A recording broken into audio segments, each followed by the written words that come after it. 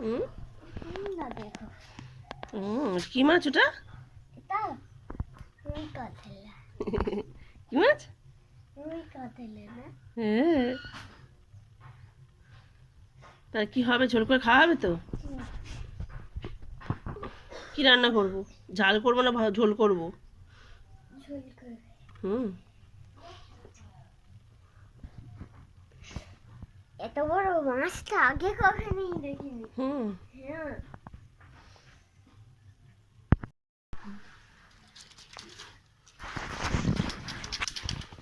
বন্ধুরা, মাছটা পুরোটা এবার ছাড়িয়ে নিচ্ছি, নিয়ে আজকে এটা দিয়ে পাতলা করে মাছের ঝোল বানাবো।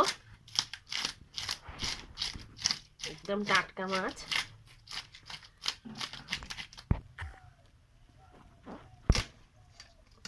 ছাড়ি না হয়ে গেছে, এবার আমি কেটে নেব।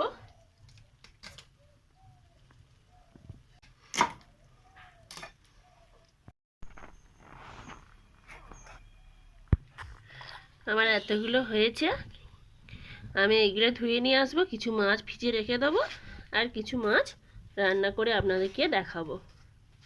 আমি কিভাবে রান্না করি আপনারা দেখতে থাকুন। বন্ধুরা, আমি চলে এলাম। মাছটা আমি নুন হলুদ মাখিয়ে নিচ্ছি। প্রথমে হলুদ গুঁড়ো দিলাম, একটু লবণ দিচ্ছি, তেল ফোটা আমার ছিল ভাজা খায় বলে রেখেছি।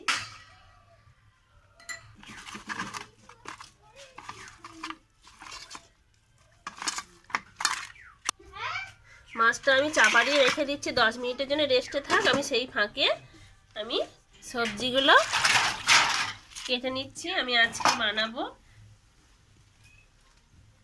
লাউ শাক দিয়ে। এই যে লাউ শাক দিয়ে আর ওলকপি আলু দিয়ে মাছের ঝোল করব।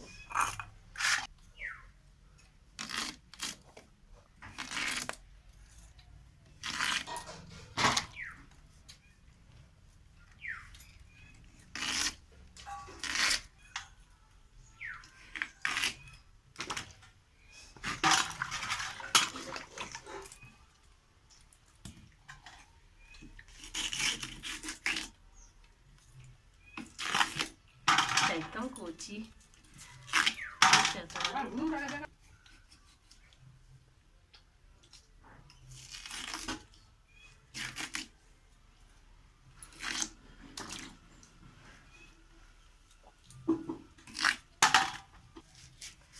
আমি লাউ শাকগুলো কেটে নিচ্ছি। লাউ শাকটা কাটতে গেলে এই যে এরকম ছাল মতো থাকে, এটাকে ফেলে দিতে হয়।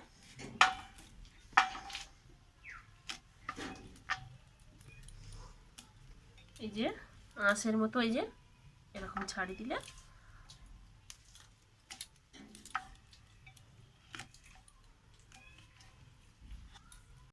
বন্ধুরা, আমি কড়াইতে সাদা তেল দিয়ে মাছটা ভেজে নিচ্ছি। আর মাছ ভাজার সময় একটু সামান্য এরকম লবণ ছড়িয়ে দেবেন, দিলে মাছটা গোটা গোটা উঠবে আর ছাড়ার ভয় থাকবে না।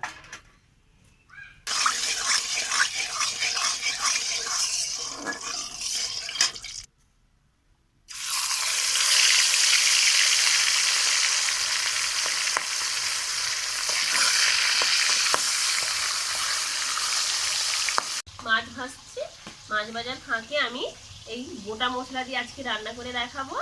এখানে আছে আদা, শুকনো লঙ্কা, সর্ষে, আর এটা হচ্ছে মৌরি, জিরে, ধনে আর গোলমরিচ।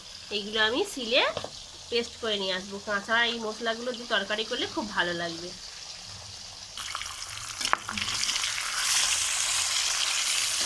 ভালো করে উল্টে পাল্টে লাল লাল করে আমি সবকটি মাছ ভেজে নিচ্ছি।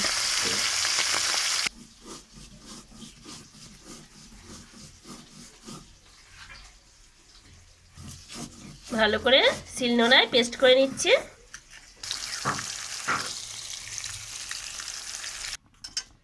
মাছগুলো ভাজা হয়ে গেছে। ওই মাছ ভাজার তেলে আমি এই জিরে বাটা মশলাটা আগে আমি একটু ভেজে নিয়ে রেখে দিচ্ছি।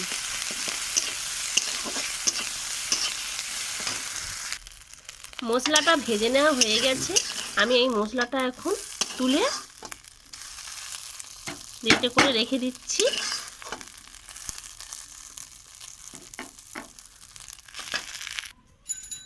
এই কড়াইতে তেজপাতা দিলাম, একটু 5 ফোড়ন দিয়ে দিলাম।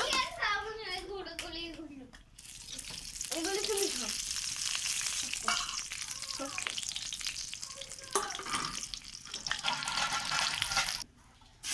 লঙ্কা দিয়ে দিলাম,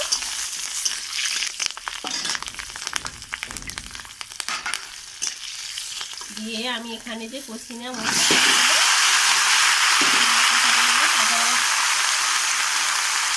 দিয়ে এখানে একটু লবণ দিয়ে দিচ্ছি,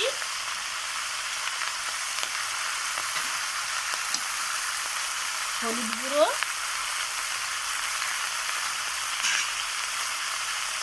লঙ্কার গুঁড়ো দিয়ে আমি এটাকে ভালো করে কষিয়ে নিচ্ছি।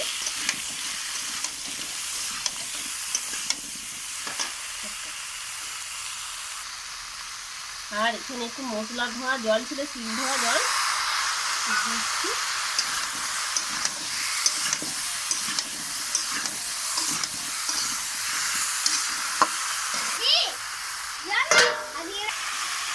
আলুগুলো কষিয়ে নেওয়া হয়ে এসেছে, আমি এবার লাউ শাকগুলো দিয়ে দিচ্ছি, দিয়ে আবারও 2-3 মিনিট আমি কষিয়ে নেব। কষিয়ে নেওয়া হয়ে গেছে, আমি এখানে জল ঢেলে দিচ্ছি, দিয়ে ভালো করে সেদ্ধ করে নেব। আমার ঝোল ফুটে ফুটে আলুগুলো প্রায় সেদ্ধ হয়ে এসেছে, আমি সেই ভেজে নেওয়া মশলাটা আমি এখানে দিয়ে দিলাম, দিয়ে এটা ভালো করে আরও 1 সেকেন্ড 10 সেকেন্ডের মতো ফুটে নিচ্ছি। এবার আমি ভেজে রাখা মাছগুলো সব ঝোলের মধ্যে দিয়ে দিচ্ছি, দিয়ে আরও 1 মিনিটের মতো ফোটাবো।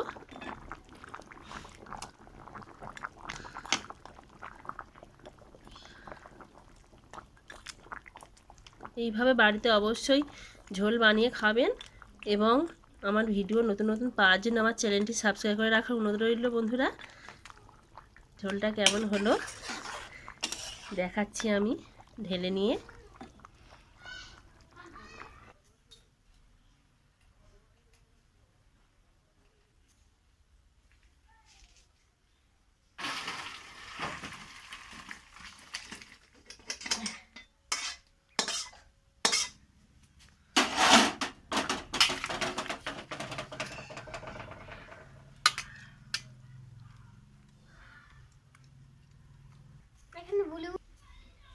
আজ এই পর্যন্ত, আবার দেখা হবে অন্য কোনো ভিডিওতে।